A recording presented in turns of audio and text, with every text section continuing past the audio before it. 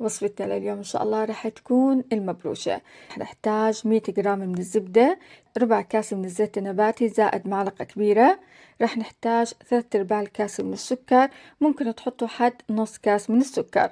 هلا هون رح أخفقهم بالمشبك. لما يكون عندنا قوام الزبدة صار كريمي رح ننزل البيض. هون رح نحتاج 3 حبات من البيض، وأكيد مع البيض هون رح نحط الفانيلا، حطيت نص معلقة صغيرة. بخفقهم. بالنسبة للطحين هون لازم ننخله، ورح نحتاج بالوصفة 3 كاسات من الطحين. حنحتاج كمان هون البيكنج باودر معلقة كبيرة أنا هون، ورح أحط هون ربع معلقة صغيرة من الملح. بنخلهم. هيك عندي الطحين جاهز. هلا هون رح أنزله فوق الخليط، ورح أنزل الطحين شوي شوي.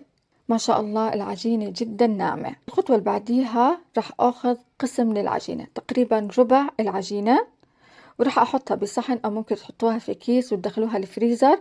الكمية اللي راح تضل معي راح أفردها بالصينية. راح أنزل المربى. طبعا راح أستخدم المبرشة حتى أبرش العجينة اللي حطيتها أنا بالفريزر. طبعا هلا هون راح أدخلها الفرن. ما شاء الله ريحتها بالبيت بجد شهية. المبروشة هي من الحلويات القديمة ومن أقدم الحلويات اللي احنا بنعملها في البيت.